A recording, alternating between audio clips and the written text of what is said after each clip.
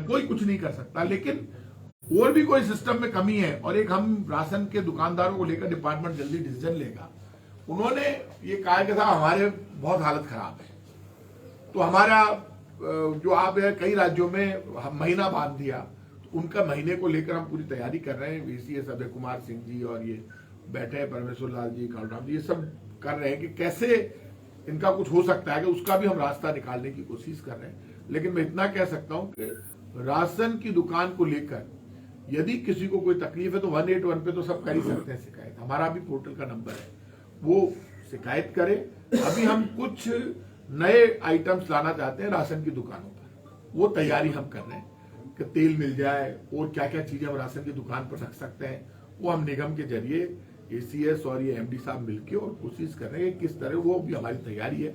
जल्दी आपको नया सिस्टम भी देखने में मिलेगा कि सस्ती चीज और दूसरी दुकान से राशन की दुकान पर मिल जाए।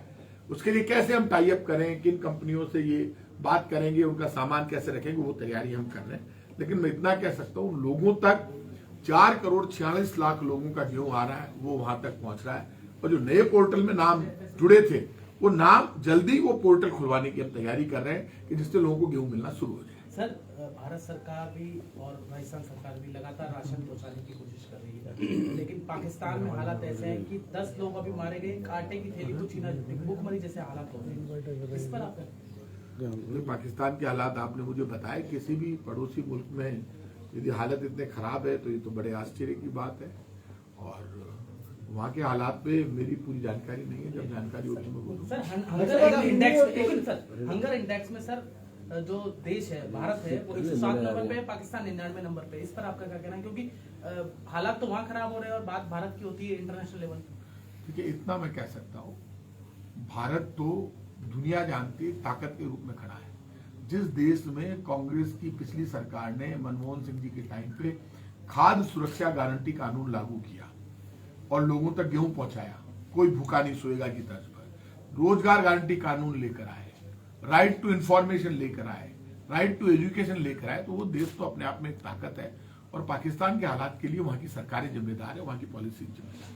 सर, एक आपका एक ऑडियो वायरल हो रहा है, उसमें आप कांग्रेस BJP के साथ शामिल होकर आपके खिलाफ लड़ने की बात, आपकी सीट की बात कर रहे हैं। उसमें एक वायरल में आप ये कहते हुए सुनाई दे रहे हैं कि आप बड़ी पोस्ट पर जाने वाले हैं, इसलिए सब लोग आपके पीछे पड़ रहे हैं। तो क्या सच्चाई है उस बारे में? आप ये जो सारी बातें ऑडियो वीडियो आप वायरल देख रहे हैं, अब कहाँ मैंने किस मीटिंग में किस कारण से कहा, वो उस वक्त की स्थिति परिस्थिति रही होगी। जो भी कहा मैंने सोच समझ के कहा होगा, तो ये तो दुनिया जानती है। मैं अगला चुनाव कांग्रेस पार्टी से ही लड़ रहा हूँ, कांग्रेस पार्टी का ही कार्यकर्ता हूँ। कांग्रेस ने मुझे बहुत कुछ दिया है, पार्लियामेंट से लेकर यहाँ तक। तो ये सब किस मीटिंग में क्या कारण था, कौन वहाँ थे, कांग्रेस BJP दोनों थे नहीं थे, क्या परिस्थिति थी, मुझे नॉलेज में नहीं है। आपने इसमें ये भी कहा कि कांग्रेस के कुछ लोग हैं जो आपको नीचे लाना चाहते हैं, वो नहीं चाहते कि आप आगे बढ़े। इस संदर्भ में राजनीति में ये बात मानकर चलना है कि जब आप वोटर के बीच में जा रहे हो और जिस वार्ड में जो हालात है उसमें जब चुनाव नजदीक आने लगते हैं, तो वोटर को जो आपके साथ खड़ा है उसको सावधान कर देना चाहिए कि यदि कोई कांग्रेस का नाम लेकर भी आ रहा है कि हम कांग्रेस के कार्यकर्ता हैं, उससे सावधान हो जाओ। यदि कांग्रेस का, तो वही आदमी है जो पंजा लेकर आएगा। मैं लड़ूंगा पंजे पे, मैंने ये भी कहा होगा। लेकिन यदि कोई आदमी कांग्रेस का बनकर आ रहा है और पंजे पर लड़ने वालों का विरोध कर रहा है, तो मान लेना वो कांग्रेस ही नहीं है, सावधान रहना। तो आपने कहा है कि ये जो राशन में जोड़ेंगे चीजें जैसे ऑयल वगैरह, चीनी वगैरह, बजट में भी इस तरह की घोषणा संभव है क्या कि साथ में? तो बजट घोषणा तो मुख्यमंत्री जी करेंगे। आपकी तरफ से किस तरह खाद्य 15, 16, 17 को हम लोग बैठेंगे।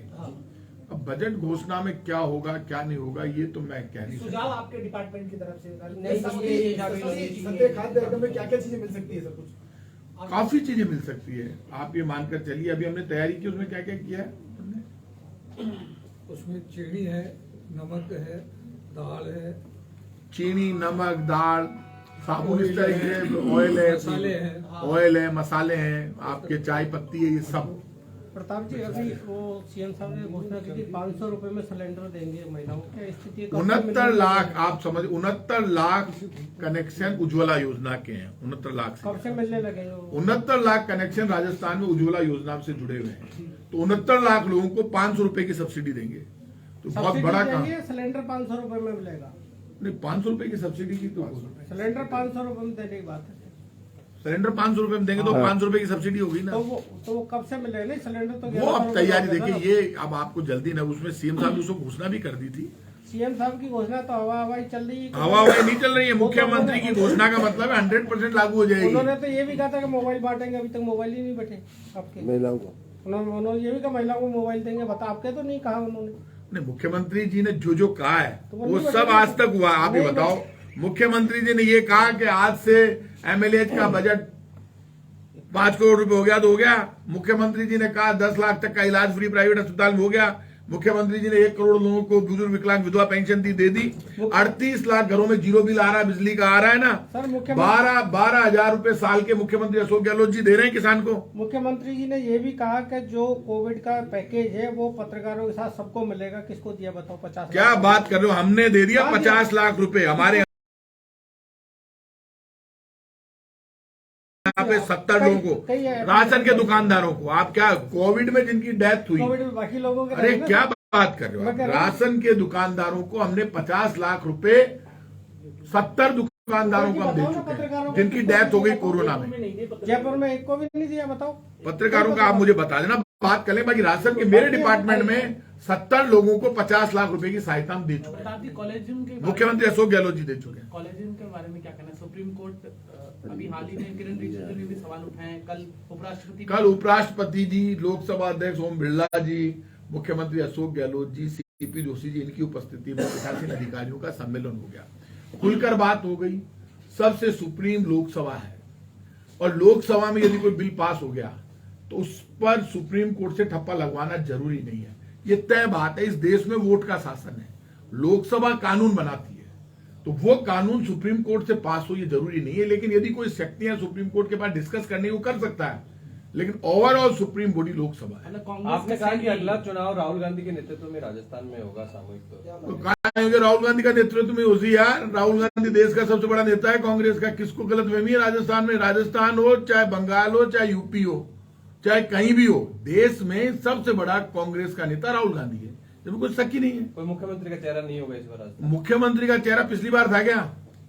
आप मुझे ये बताइए। अभी तो मुख्यमंत्री है ना अशोक गहलोत जी, तो मुख्यमंत्री का चेहरा क्या होगा? मुख्यमंत्री खुद ही है ना मुख्यमंत्री तो है अशोक गहलोत जी, तो चेहरा क्या करेंगे? मुख्यमंत्री है हमारा। तो अभी आप जो बात कर रहे हो 1 साल बाद की कर रहे हो, तो 1 साल बाद की बात तो राहुल गांधी जी या हाईकमांड तय करेगा। लेकिन राजस्थान में मैंने ये कहा, अभी तो मुख्यमंत्री अशोक गहलोत जी है, और राजस्थान में पिछली बार जब चुनाव हुआ, जब सामूहिक नेतृत्व में हुआ, तो कांग्रेस में सामूहिक नेतृत्व का सिस्टम है। राहुल गांधी तो स्वतःस्फूर्त नेता है, वो तो है ही, सबके नेता है। सचिन पायलट जी पिछले चुनावों के बाद भी लगाए हुए थे उम्मीद, क्या उनको लगता है आपको कि उम्मीद पूरी हो पाएगी? यार ये बातें यार क्या है, अब कोई सवाल है कि प्रताप जी, बीजेपी ने एक आरोप लगाया कि महिला अफसर है, उसने हैरेसमेंट करके शिकायत की है, चाहे वो IAS अधिकारी हो चाहे यूडीएच मंत्री सानी धारीवाल हो। गजेंद्र सिंह जो केंद्रीय मंत्री, उन्होंने भी वीडियो ट्वीट करके कहा है कि गहलोत सरकार के अंदर महिला सुरक्षित नहीं है, खासतौर से अफसर भी अधिकारी सुरक्षित नहीं है। मैं गजेंद्र सिंह जी से एक कहूंगा, गजेंद्र सिंह जी शेखावत जल संसाधन मंत्री है, और कौन से नेता है बीजेपी के नाम बताना? मदन लाहौर। ऐसे महान नेता हैं। बीजेपी वाले कभी केंद्र सरकार के काम की बात करते हैं क्या? कभी नहीं बताते केंद्र सरकार ने 8 वर्षों में क्या किया। केंद्र सरकार ने एक धार्मिक काम किया है। आजादी से बाद 2014 तक सारे प्रधानमंत्री, पंडित नेहरू से लेकर, अटल जी से लेकर, इंदिरा जी, राजीव गांधी जी से लेकर, मनमोहन सिंह जी तक, सब सरकारों ने मिलकर 55 लाख करोड़ रुपए का कर्जा लिया, सब प्रधानमंत्रियों ने। 2014 से लेकर और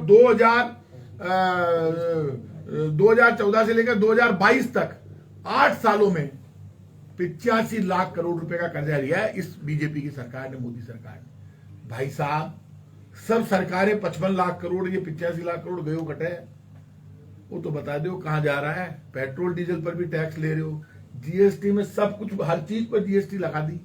तो केंद्र सरकार का हिसाब नहीं देने के लिए इधर उधर की बात करते हैं बीजेपी वाले। उस अफसर ने ये कह दिया, उसने, हमको तो पता ही नहीं किस अफसर ने क्या कह दिया। और ये सारा ट्वीट कर ये भी ट्वीट करो ना कि आटे पर टैक्स लगा दिया, फिर आटे पर 5% लगाने के बाद पराठे पर 18 और लगा दिया कि पराठा हाथ से छीन लिया जनता के। बीजेपी नहीं छीना, पेट्रोल डीजल भी बीजेपी ने 12 बजाई है। तो बीजेपी अपने काम का हिसाब नहीं देगी, दिन भर फालतू की बातें करती रहेगी इधर उधर। सुरक्षा को लेकर सवाल उठा रहे हैं। तो महिला सुरक्षित है। राजस्थान की कानून व्यवस्था 100 गुना अच्छी है बीजेपी शासित राज्यों से, 100 गुना। दुनिया जानती है, ये मानकर चलना। आप बीजेपी से सर्टिफिकेट नहीं चाहिए, एक एक अपराधी को पकड़कर जेल में भेज रहे हैं। सर आरोप जो है यूडीएच मंत्री धारीवाल पे और आईएएस पे तो मैंने कहा किसके ऊपर कौन से आरोप लगे हैं, आप उनसे पूछो ना, मेरी नॉलेज में नहीं है। महिला अपराध में जैसे आपने कहा कि सबसे बढ़िया बेटर है, पर जो एनसीआरबी की रिपोर्ट है वो अपराध में आरोप लगाती है। NCR information report, first information report दर्ज करो। किसी को भी खाली हाथ मत जाने तो, स्वागत कक्ष बनवाए थानों में। तो चीफ मिनिस्टर ने एक अच्छा काम किया, फर्स्ट इन्फॉर्मेशन रिपोर्ट दर्ज करो, जांच करो। 60% मामले झूठे निकल गए रेप के। आप क्या बात कर रहे हो? जो मामले झूठे निकल रहे हैं वो एफआईआर के आधार पर आप हमारी संख्या जोड़ रहे हो, और एफआईआर के आधार पर आप नहीं जोड़ते हो, तो हमारे यहां तो कानून व्यवस्था बिल्कुल ठीक है। फिर इसलिए कह रहा हूं मैं आपको, मुख्यमंत्री ने कोई बुरा काम नहीं किया, अच्छा काम किया। वो संगठनात्मक गतिविधियां बड़ी तेज हो गई और चिंतन शिविर भी करने जा रहे हैं। 16-17 को मुख्यमंत्री रिव्यू करेंगे सब विभाग, बिल्कुल रिव्यू करेंगे। हर मंत्री, मुख्यमंत्री अशोक गहलोत जी ने कहा 16-17 को। अब की बार मैं एसीएस अभय कुमार सिंह जी या जो डिपार्टमेंट के जितने भी लोग हैं उनसे नहीं, प्रेजेंटेशन मंत्रियों को करना है। मेरे विभाग का मैं करूंगा, वो ये तो बात कर रहे हैं हम सारी। मेरे विभाग का मैं प्रेजेंट करूंगा, बाकी विभागों के मंत्री प्रेजेंट करेंगे। अच्छी सोच है मुख्यमंत्री की, और मंत्रियों से प्रेजेंटेशन करवाना ही चाहिए, मंत्रियों की आफ्टर ऑल ड्यूटी है। आपके विभाग की पूरी घोषणाएं, बजट घोषणाएं पूरी हो चुकी है 100%? सारी बजट घोषणाएं पूरी हुई नहीं हुई, उसी की रिव्यू मीटिंग हम कर रहे हैं। काफी हो गई, काफी होना बाकी, वो सब कर दी जाएगी। Thank you.